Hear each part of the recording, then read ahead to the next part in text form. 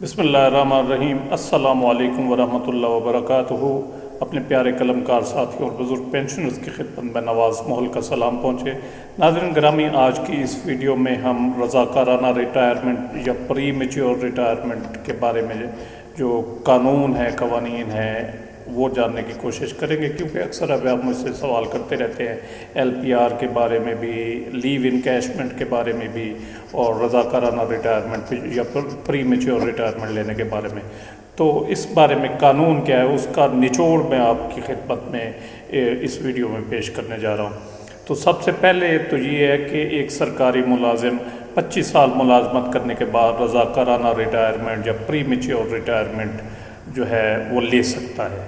اس مقصد کے لیے مجاز اتھارٹی جو اس کی ہوگی، اس کو کم از کم 3 مہینے پہلے درخواست دینا لازمی ہوتا ہے۔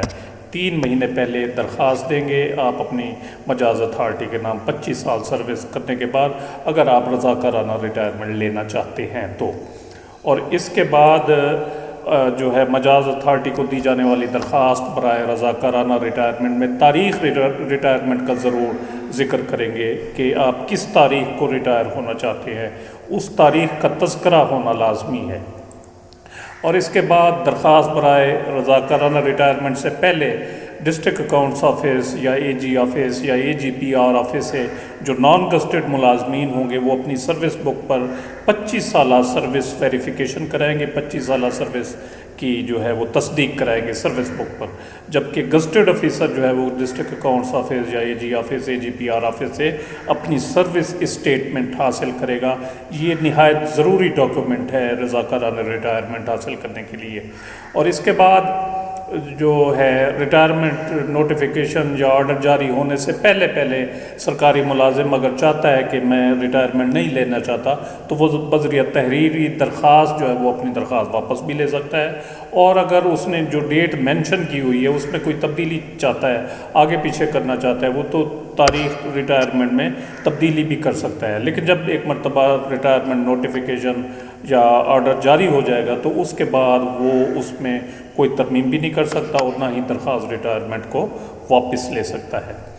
25 سالہ سروس مکمل ہونے پر ایک سرکاری ملازم ایل پی آر یعنی لیو پریپریٹری ٹو ریٹائرمنٹ بھی لے سکتا ہے، جس کی زیادہ سے زیادہ مدت 365 یوم ہے۔ ایل پی آر ہاف پے پر بھی لی جا سکتی ہے، لیکن چھٹیوں کی میعاد زیادہ سے زیادہ 365 یوم ہے، یعنی 365 یوم سے زیادہ چھٹیاں نہیں کر سکتا۔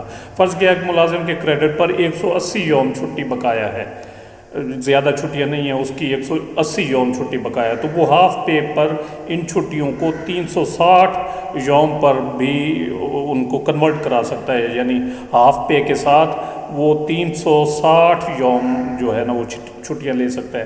لیکن ایسا نہیں ہو سکتا کہ 365 یوم اس کی فرض کیا چھٹی پڑی ہے تو وہ کہے کہ جناب میں ہاف پے پر لینا چاہتا ہوں، تو اس کو ہاف پے پر بھی زیادہ سے زیادہ 365 یوم ملے گی۔ یہ نہیں ہو سکتا کہ 365 کو ڈبل کر دیا جائے، 720 جو ہے وہ چھٹیاں لے گا، نہیں، ایسا نہیں ہو سکتا۔ 365 یوم سے زیادہ چھٹی نہیں لے سکتا۔ میرے خیال میں یہ پوائنٹ آپ سمجھ گئے ہوں گے۔ پچھلے دنوں ایک کویسچن بھی کیا تھا ایک دوست نے، تو اس کا جواب اس میں آ گیا ہوگا۔ اور اگر کوئی ملازم ایل پی آر نہیں لیتا تو چھٹیوں کے بدلے لیو انکیشمنٹ لے سکتا ہے، جس کی زیادہ سے زیادہ مدت 365 یوم ہے، یعنی 365 یوم کی چھٹیوں کے برابر وہ لیو انکیشمنٹ لے سکتا ہے۔ فرض کیا ایک ملازم کی 1000 چھٹی بقایا ہے، تو اس کو صرف لیو انکیشمنٹ جو ملے گی وہ 365 یوم کی ملے گی، زیادہ اس کی جو چھٹیاں ہوں گی وہ ضائع چلی جائیں گی۔ پنجاب میں 26 سال سروس کرنے کے بعد، جبکہ وفاق، سندھ، خیبر پختونخوا اور بلوچستان میں 30 سال سروس کرنے کے بعد لیو انکیشمنٹ لی جا سکتی ہے، الاؤ ہوتی ہے۔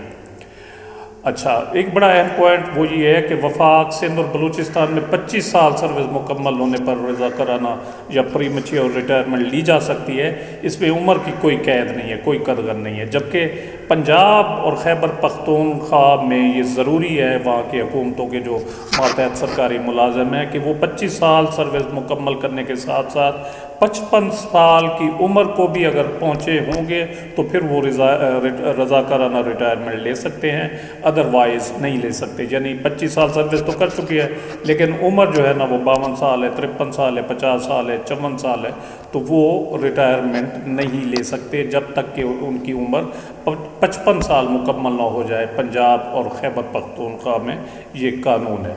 तो ये एक रज़ाकाना रिटायरमेंट, LPR और लीव इनकैशमेंट के बारे में जो कानून है उसका थोड़ा सा जो ज़रूरी जो चीज़ें हैं, निचोड़ जो है वो मैंने आपकी खिदमत में पेश किया है। उम्मीद है वीडियो आपको पसंद आई होगी, जिसे लाइक और शेयर ज़रूर करें और अपनी राय का इज़हार कमेंट सेक्शन में ज़रूर करें।